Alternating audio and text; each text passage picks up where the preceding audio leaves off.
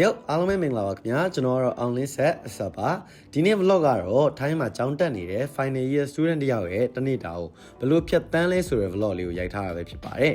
်မနက်ပိုင်းနိုးလာရင်တော့မျက်နှာသစ်သွားတိုက်လုပ်ပြီးပြီဆိုရင်တော့တနေ့တာလုံးလမ်းဆန်းတက်ကြွနေဖို့အတွက်ကိုဂျင်းစော့လေးရှိပါတယ်ခင်ဗျာဒီနေ့ကတော့ push day ဖြစ်တဲ့အတွက်ကြောင့်မလို့ chest ရဲ့ shoulder ရဲ့ tricep ရဲ့ဆော့ဖြစ်ပါတယ်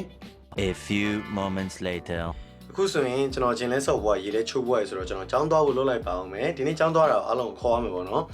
်တခါတည်းနဲ့ကျွန်တော်ဒီနေ့ဗီဒီယိုမှာဒီနေ့ time မှာကျောင်းတက်ဖို့စဉ်းစားနေတဲ့ညီကိုမောင်နှမတွေရှိရဆိုရင်တော့ဒီနေ့ဗီဒီယိုကိုအဆုံးထိကြည့်ကြဖို့ကျွန်တော်အကြံပေးချင်ပါတယ်သတင်းကောင်းလေးတစ်ခုပါပါတယ်ဆိုတော့အခုကျွန်တော်ကျောင်းသွားလိုက်ကြအောင်လိုက်ကြပါ let's goအခုဆိုရင်ဘာလို့လဲကျွန်တော်ရော 4th year second semester ရောက်လို့ကျွန်တော်ကျောင်းပြီးတော့မယ်ပေါ့နော်အခုဆိုရင်ကျွန်တော်တစ်ပတ်ကိုကျောင်းတစ်ရက်ပဲတက်ရပါတယ်ဒီနေ့ကတော့ attend ရှိလို့မဟုတ်ဘူးကျောင်းမှာကျွန်တော်တငယ်ချင်းတယောက်နဲ့ကျွန်တော် meeting လုပ်ဖို့ချိန်လာလို့ကျွန်တော်ကျောင်းသွားမှာဖြစ်ပါတယ်ကျွန်တော်တငယ်ချင်းကလည်းမရောက်သေးတာနဲ့ကျွန်တော်လည်းမနက်စာမစားလာတဲ့တခါတည်းကန်တင်းထဲကိုပဲသွားလိုက်တယ်ပေါ့နော်အခုတော့ကျွန်တော်ကျောင်းကန်တင်းနဲ့ရောက်နေဖြစ်ပါတယ်ကျောင်းကန်တင်းမှာဆိုရင်တော့မုတ်တွေကအစုံရတယ်ပေါ့နော်အင်းနေအစုံမုတ်တွေအစုံရတယ်အဲ့တော့ကျွန်တော်မနက်စာလည်းမစားလာဘူးဆိုတော့ဒီမှာနေ့လည်စာရင်စားလိုက်မယ်ပေါ့နော်ဝတ်သားပဲပြီးကြုံတယ်စက်သားဟင်းကျောင်းပြီးသွားရင်တော့ကျောင်းကန်တင်းကထမင်းဟင်းတွေကိုလွှမ်းမိနေမှာတော့အမှန်ပဲပေါ့နော်ကျောင်းကအစားအစာတွေကအရသာလည်းရမ်းရှိတယ်ပြီးတော့ကျောင်းသားတွေအတွက်ရည်ညွှန်းပြီးတော့ရောင်းပေးတာမလို့လို့ဈေးနှုန်းကလည်းတင့်တော်တယ်ပေါ့နော်ဆိုတော့ကျောင်းတကယ်ချင်းလည်းရောက်လာပြီပါတယ်အခုကျွန်တော်တို့ meeting လုံးမဲ့ပြည်ရင်ကိုတွားနေပါတယ်ဒီကိုရွေးချယ်ပေးခဲ့တဲ့အဓိကအကြောင်းရင်းကိုပြောရမယ်ဆိုရင်သူ့ရဲ့ facilities ကိုသဘောကျလို့ပေါ့နော်ကျောင်းဆောင်တွေ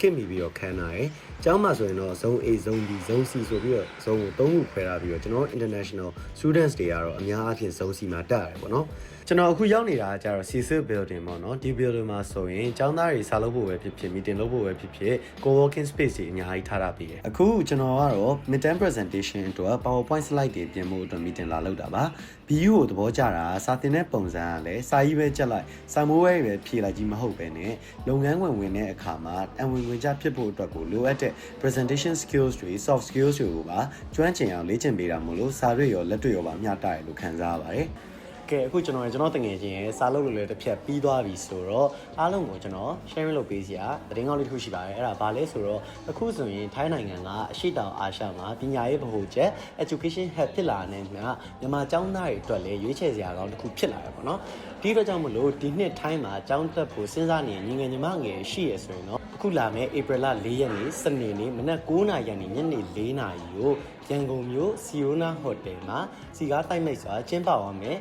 17ကြိမ်မြောက်ထိုင်းတက္ကသိုလ်တောင်ဆိုပညာရေးပြပွဲကြီးရှိပါတယ်ဒီပညာရေးပြပွဲကြီးကတော့ထိုင်းတက္ကသိုလ်မြန်မာကျောင်းသားဟောင်းများအသင်း AMAUT ကနေပြီးတော့ကြီးမှုကျင်းပပြီးတော့ဝင်ကြီးကတော့အခမဲ့ဖြစ်ပါတယ်အဲကြောင့်မလို့တက်ရောက်ချင်တယ်ဆိုရင်တော့ကျွန်တော်အခုအပေါ်မှာပြထားတဲ့ QR code လေးကိုစကန်ဖတ်ပြီးတော့မှပွဲကိုမပြတ်မကွက်တက်ရောက်ကြဖို့အတွက်အားလုံးကိုဖိတ်ခေါ်လိုက်ပါရ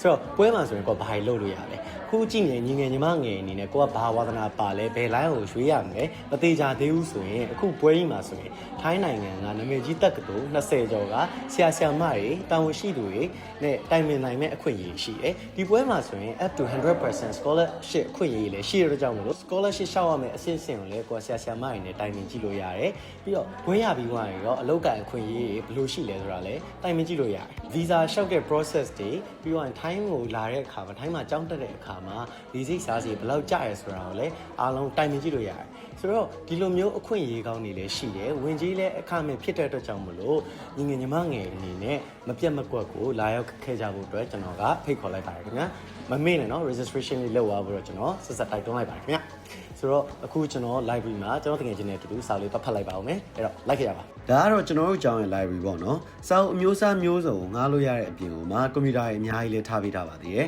library ကတော့ကျွန်တော်အတွက် view မှာအကြိုက်ဆုံး spot လေးတစ်ခုပါပဲထိုင်းကိုကျောင်းလာတက်ဖို့စဉ်းစားနေတဲ့ညီငယ်ညီမငယ်တို့ကိုအကြံပေးချင်တာကတော့ထိုင်းမှာကျောင်းလာတက်ဖို့ဆုံးဖြတ်ပြီးပြီဆိုရင်တော့ထိုင်းဘာသာစကားကိုအနည်းဆုံး basic လောက်ကိုပိုင်နိုင်အောင်ကြိုတင်လာစေချင်ပါတယ်ထိုင်းရောက်တဲ့အခါမှာလည်းသင်ယူမှုကိုမရက်တန့်လိုက်ပဲနဲ့တကယ်ကျွမ်းကျင်ပိုင်နိုင်တဲ့အထီကိုလေ့လာဖို့အကြံပေးချင်ပါတယ်ဒါမှသာကိုကကျောင်းပြီးလို့ဘွဲရပြီးလို့အလုပ်ရှာတဲ့အခါမှာထိုင်းစကားကျွမ်းကျင်သူတွေအတွက်ဆိုရင်အလုပ်ကိုင်ခွင့်လန်းရရှိဖို့ပုံမူသေးကြပါတယ်โอเค Okay အခုဆိုရင်ကျွန်တော် meeting တွေလည်းပြီးသွားပြီစာရေးလည်းပြီးသွားပြီ sharing လုပ်ပေးချင်တာတွေလည်းပြီးသွားပြီဆိုတော့အခုကျွန်တော်ညနေခင်းလေးတစ်ဖြတ်ပေါ့နော်လာပြေးတာပါအကြောင်းတော့မလာပြေးတာပေါ့နော်ကျွန်တော်တို့အကြောင်းတော့မှာဆိုရင်အဲ့လိုမျိုးကျောင်းသားတွေနေတဲ့အဆောင်တွေလည်းရှိတယ်ပြီးတော့ကျောင်းသားတွေအတွက်လေ့ကျင့်ခန်းလုပ်ဖို့အတွက်ဒီလိုပြေးတဲ့ကွင်းကြီးလုပ်ပေးထားရပေါ့နော်ပြီးတော့ခုနောက်မှာဆိုရင်လည်းချင်းရှိတယ်ပေါ့နော် Okay ဆိုတော့အခုကျွန်တော်ပြေးလိုက်ပါအောင်မယ်ဆိုတော့လိုက်ခဲ့ကြပါကျောင်းသားမှာဆိုရင်လည်းငှားလို့ရမယ့် apartment တွေကွန်ဒိုတွေအများကြီးရှိပြီးတော့မှငှားကတော့နေရာနဲ့ကွန်ဒိုအမျိုးအစားပုံမူတည်ပြီးတော့မှပြောပြမှုရှိပါတယ်Okay အခုဆိုရင်ကျွန်တော်ပြေးလေးပြေးဖို့ရဆိုတော့ပြန်မှန်းသွားပြီပေါ့နော်အဲ့တော့အိမ်ပြန်มาတော့မယ်ဆိုတော့ဒီနေ့ဗီဒီယိုလေးကိုအဆုံးထိကြည့်ပေးလို့ကျေးဇူးများကြီးတင်ပါတယ်ခင်ဗျာကျွန်တော်တို့နောက်ဗီဒီယိုမှာပြန်တွေ့ပါမယ်ဆိုတော့အားလုံးပဲ bye bye ပါ